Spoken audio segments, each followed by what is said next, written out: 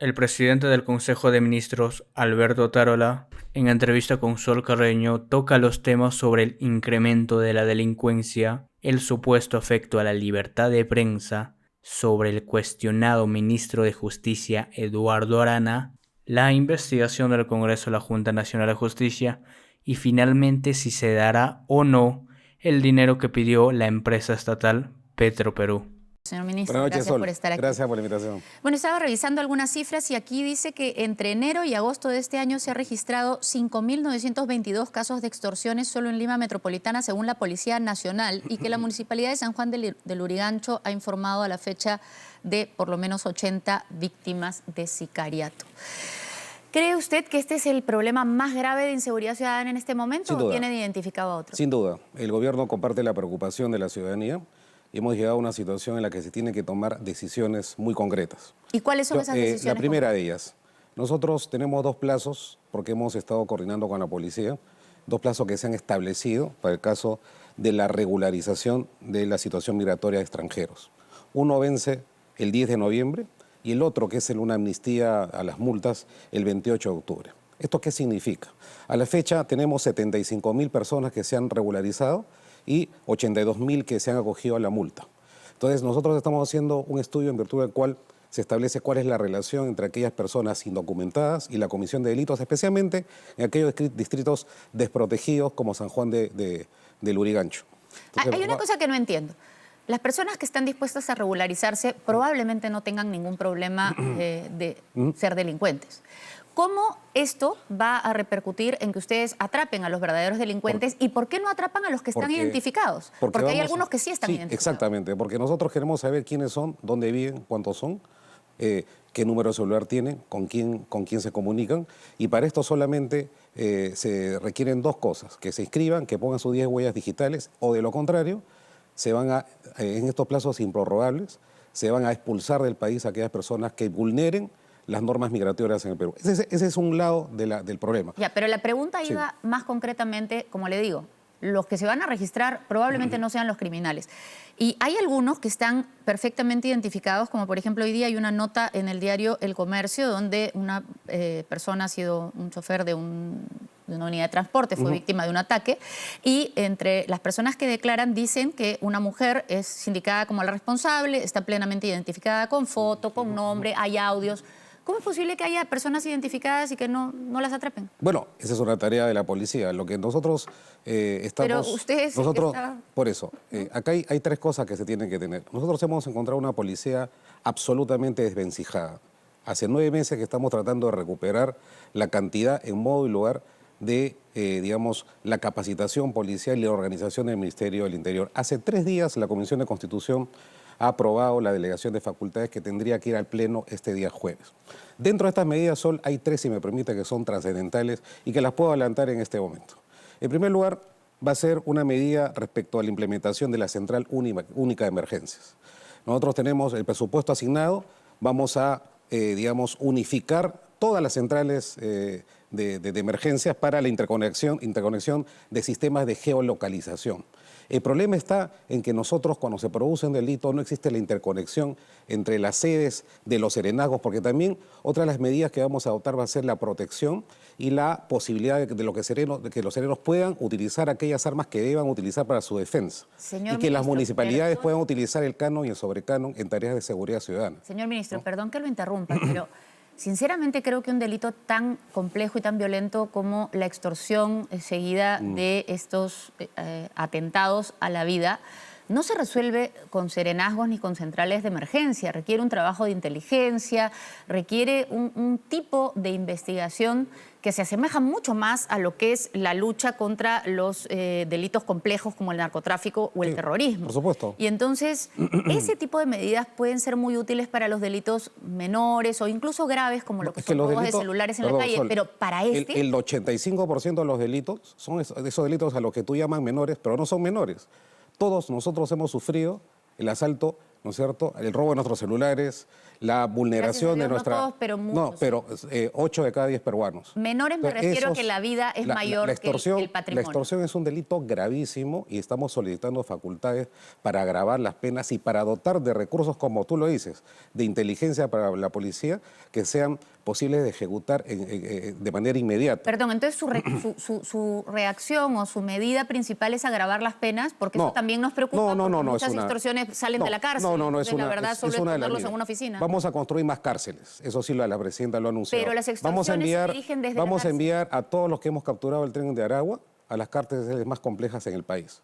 El próximo año se van a construir y ampliar 2 nuevas cárceles, ¿no? Y vamos a impulsar también dentro de estas normas que vamos a ejecutar la sanción para aquellos trabajadores del INPE que se coluden con el delito, porque la gran mayoría de estos delitos vienen de las cárceles, que son hacinadas. Tenemos casi 100.000 presos, ¿no? De los cuales una gran cantidad de ellos están diariamente cometiendo delitos a través de la extorsión. Exactamente. Eso tiene que acabarse a través del corte de las señales de celular en las cárceles, sobre todo en el agravamiento y en el reordenamiento del todo sistema penitenciario en el país. El nuevo ministro de Justicia ha recibido ese mandato concreto y lo vamos a impulsar a través de esta delegación de facultades. Bueno, la delegación de facultades, de la cual nos habló ampliamente el ministro Romero, si no me equivoco, que estuvo acá, iba por el lado de la creación de esta nueva forma de la policía, de la central y de esto, pero sinceramente creemos que en este tipo de delitos se requiere un mayor trabajo, como le digo, de inteligencia y un enfoque distinto que va también más allá de hacer más cárceles. ¿No tiene ninguna otra propuesta? Lo que no tenemos, 33 propuestas, si quieres te las puedo mencionar en este momento, ¿no? Los usos del canon y sobrecanon, el combate al comercio ilegal de celulares, la renovación del parque automotor. Tenemos el sistema del chatarreo que no funciona y también y propicia, ¿no es cierto?, otro tipo de delitos que tienen relación con los autos que no están registrados. La investigación del delito, por ejemplo, tenemos el llamado nuevo Código Procesal Penal, que de nuevo no tiene nada. ¿Quién investiga un delito? Cuando se comete un ilícito, por ejemplo, esta granada que ha caído en una discoteca en San Juan del Lurigancho, ¿cuánto tiempo se demora en llegar un fiscal? Yo creo que hay que retomar la investigación del delito y reforzar las tareas de quien conoce este tipo de investigaciones, que ¿quién es? La policía. Y la policía altamente especializada. Entonces, hay que ver qué capítulos del nuevo Código Procesal Penal han funcionado. Recién va a ver qué capítulo funciona. No, pero con las delegaciones de facultades lo tenemos que ver. Nosotros no somos Congreso. Tenemos que no, la revisar. pregunta es si no lo han planeado antes. Porque la delegación de facultades es para que hagan algo que se supone que ya planearon, que ya estudiaron. Todas estas propuestas que estoy comentando ya están listas para salir. Nosotros esperamos que el Congreso apruebe esta delegación de facultades y salimos con todo. Acá no nos va a temblar la mano. Sobre la delegación de facultades, ¿no cree que algunas de las normas que proponen... Acá no somos timoratos, acá vamos a iniciar una lucha frontal contra la delincuencia organizada y necesitamos los medios para hacerlo. Claro, porque pero lo que tampoco nos podemos arrasar la preocupa ley. es que en lugar pareciera que en lugar de enfocarse contra los verdaderos criminales, salen con cosas como sancionar a las personas o a los comunicadores que informen sobre una marcha. ¿De qué me están hablando? De la propuesta. No existe ninguna propuesta en ese sentido, ni existirá. Pero el Ejecutivo, se ha salido entre comillas en todos los medios. El Ejecutivo no va a promulgar ninguna ley, ningún decreto legislativo que afecte la libertad de expresión. Pero en la propuesta decía sancionar a los instigadores, dentro de los cuales se considera a los comunicadores que informen. Yo lo expliqué la vez pasada, esa no es la intención del Ejecutivo y no va a salir ninguna norma que afecte la capacidad de los comunicadores, ni la libertad de prensa, ni ningún... No se nos pasó. No se nos pasó porque no hemos pedido facultades para eso. Lo que hemos pedido facultades es para los instigadores del delito. No, pero dice... Los instigadores del delito. Incluyendo a los comunicadores que informen sobre las marchas. Los instigadores del delito puede ser cualquier persona, ¿no es cierto? Cualquier persona. Los instigadores... No, pero habla de comunicadores que informen. No va a salir ninguna norma, lo suscribo en este momento a nombre del gobierno, pongo mi papel para firmarlo, ninguna norma que afecte la libertad de prensa en Perú. Eso lo aseguramos tajantemente. Llama la atención entonces que lo hayan pedido. Vamos a los ministros, algo que también llama la atención. El ministro de Justicia, sobre todo, el ministro de Justicia tiene varios cuestionamientos, tantos que hay que repasarlos. Es difícil hasta memorizarlos. Tiene una denuncia por maltrato, amenaza contra la vida, el cuerpo y la salud de su señora, una denuncia por pensión de alimentos, ratificada además. En otro programa han sacado que, esto es un programa de internet, que tiene un gusto por las cuentas pornográficas en redes. Tiene conversaciones con el prófugo Inostroza y con otro de los involucrados en el caso de los cuellos blancos. Al prófugo Inostroza lo trata de hermanito en una de esas, o de hermano en una de esas conversaciones. La presidenta ha hablado de que ella respeta la presunción de inocencia, pero uno se pregunta, más allá de la inocencia, que parece ser de quien lo nombra, más bien, ¿no tenían a nadie mejor como ministro de Justicia? O sea, bueno, no hay ni un peruano que sea mejor o que esté menos cuestionado que este para ser ministro de Justicia. Todos los ministros están en permanente observación y evaluación, Sol. Y nosotros, como cualquier peruano, respetamos lo que tú acabas de decir, la presunción de inocencia. El señor ministro de Justicia ha salido a dar las explicaciones y las tiene que seguir dando, evidentemente. Porque nosotros nos sometemos al escrutamiento de la prensa, de la opinión pública. Lo que estamos nosotros en este momento es inmersos en reformar todo el sistema del INPE, en construir las nuevas cárceles, en revisar todo el marco normativo. Por ejemplo, nadie habla de un código civil que está absolutamente obsoleto, que data del año 1983. Esos son los encargos que ha recibido el señor ministro de Justicia y lo vamos a evaluar por ese trabajo. No, justamente yo le pregunto, ¿cómo puede escoger a alguien con estos cuestionamientos para hacer ese trabajo? Para empezar, alguien que tiene tantos cuestionamientos no creo que pueda concentrarse en hacer el trabajo, porque tiene que contestar a los cuestionamientos. No, nosotros hemos visto que no tiene ninguna sentencia judicial y lo repito. No, ha tenido sentencia por alimentos. Y eso significa que es una persona que se ha negado a pagarle alimentos a sus hijos. Lo repito, nosotros vamos a exigir a este ministro, a todos los miembros del gabinete, que aclaren lo que tengan que aclarar. Nosotros, digamos, no vamos a... No había nadie mejor. Dependiendo de a qué llamas mejor o peor. Si nosotros alguien que no tenga todas estas imputaciones, más allá de la presunción de inocencia. Cualquiera que no tenga estas imputaciones sería mejor. Del señor Castillo, yo creo que el gabinete paritario de la presidenta Boluarte y de los técnicos que nos están acompañando en la gestión pública es diametralmente opuesto a lo que estábamos acostumbrados antes. Entonces, repito, no nos resistimos a la crítica. Muchas gracias a la prensa por retomar y poner estos temas en el escenario público, pero queremos ponerlo en su contexto y queremos también que cada persona explique lo que tenga que explicar al país. Lo ideal sería nombrar a alguien que no tuviera que explicar tantas cosas. Vamos un momento. Bueno, vamos a hablar del tema del viaje de la presidenta. Hay una cosa que ya nos dijo todas las actividades que tiene planeada, pero una cosa que llama la atención en las últimas semanas, en los últimos días, a raíz del tema de la Junta Nacional de Justicia, ha habido ciertas fricciones con los organismos multilaterales. Yo le quiero preguntar a usted primero su opinión. ¿Cuál es su posición respecto al papel y a la relación del Perú con los organismos multilaterales como la ONU, la OEA? De absoluto respeto. Nosotros tenemos convenios internacionales que Perú va a respetar. Somos respetuosos del marco de la OEA, de la Convención de San José. Tenemos un trabajo con Naciones Unidas muy fuerte, bastante intenso aquí en el país. ¿Y cómo toma las actitudes del Congreso, que tiene por lo menos 3 proyectos en los cuales busca apartar al Perú de los organismos Lo que sí creemos que un funcionario de Naciones Unidas podría haber extralimitado sus funciones y por eso que fue convocado con reserva a Cancillería para decirle lo correspondiente. Pero luego el alto comisionado no solo dijo lo que había dicho él, sino dijo más. Dijo que había mucha preocupación por todos los casos que encontraban, más de 13, si no me equivoco, de intromisiones a la independencia de poderes. Nosotros creemos que la Junta Nacional de Justicia forma parte de lo que se llama el bloque de constitucionalidad, que es un organismo constitucionalmente independiente y que desde el año 2004 el Tribunal Constitucional ha establecido que no solamente estamos ante 3 poderes, sino ante una constelación de poderes que requiere independencia y autonomía.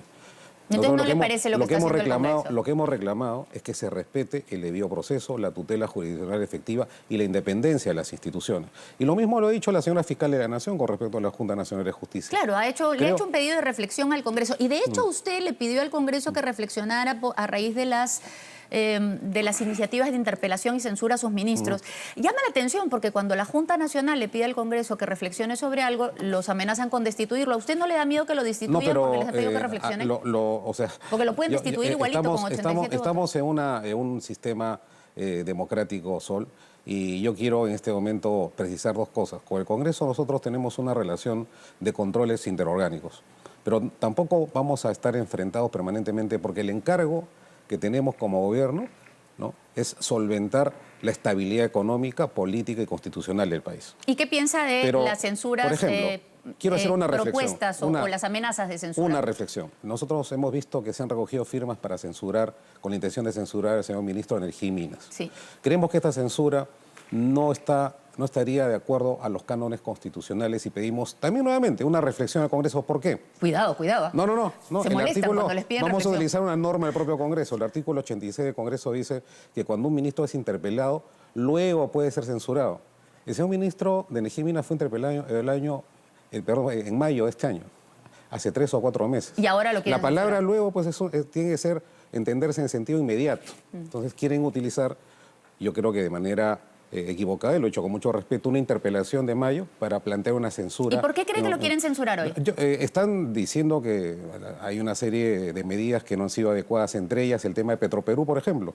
Y acá hay un tema de fondo. En el caso de Petroperú, el gobierno claramente ha dicho que acá estamos ante una situación en virtud de la cual están por vencerse los contratos de 3 lotes, ¿no?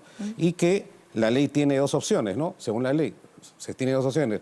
Digamos, por negociación directa, Petroperú puede dirigir estos lotes ¿no? Convocatoria, una convocatoria. Personalmente yo quisiera, yo soy de la idea que se convoque una licitación abierta y amplia, sin olvidar que el artículo 66 de la Constitución tiene una obligación para todos los que estamos en el gobierno, que es el Estado es soberano en el aprovechamiento de sus recursos naturales. Sí, pero la Constitución también dice que el rol empresarial del Estado es subsidiario. Exactamente. Y si usted mismo nos está diciendo que hubiera preferido una licitación que tendría que haber sido en igualdad de condiciones, ¿por qué el ministro ha salido a decir que lo de Petroperú es una decisión política del gobierno, como echándole la culpa a usted? Nosotros vamos a reunirnos el día de mañana solamente con una reflexión muy sencilla. Un barril de petróleo en el lote 6 cuesta $40 la extracción, $20 por los gastos operativos y 20 por las regalías y los impuestos. Ese barril de petróleo en el mercado internacional cuesta 85 o 90 dólares, es decir, existe más del 50% de ganancia. ¿A quién le vende esta empresa ese petróleo? A Petroperú. O sea, estamos ante un negocio importante. Entonces, lo que usted sostiene es que Petroperú quiere hacer más negocio, pero lo que las evidencias, y eso también lo han dicho los miembros, lo que las evidencias dicen es que Petroperú no solo no es negocio, sino que representa un tremendo forado para el bolsillo de todos los peruanos. Y de hecho acaban de pedir 1.500 millones de dólares Y aquí quiero hacer más. un anuncio. No se le va a dar ningún dinero adicional a Petroperú para financiar lo que se dice están pidiendo. Porque la decisión del Estado es orientar estos fondos a la atención del niño global.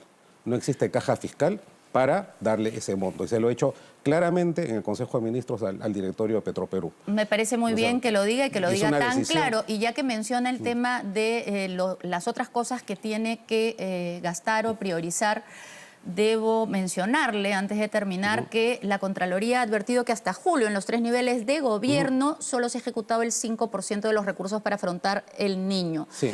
Y que la mayor parte de la deficiencia no es de los gobiernos regionales, que por supuesto tampoco han hecho gran cosa, sino del gobierno nacional. La ejecución es 9%, pero existe el 80% del gasto comprometido. O sea, ya se suscribieron los contratos.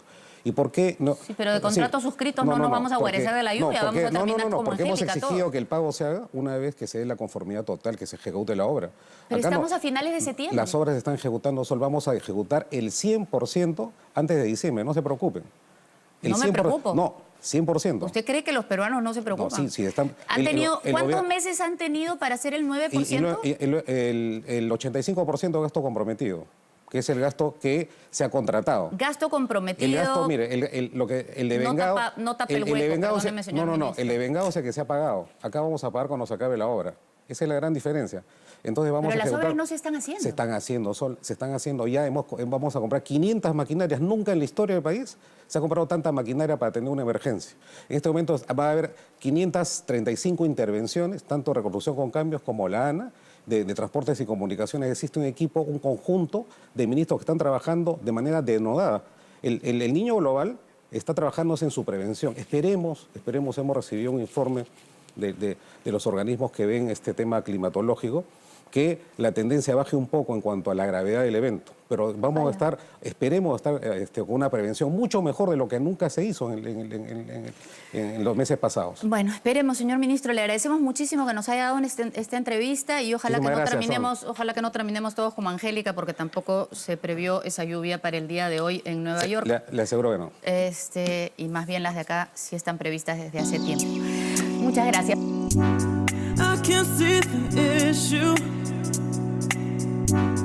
Yeah, believe me, I need to keep myself in line.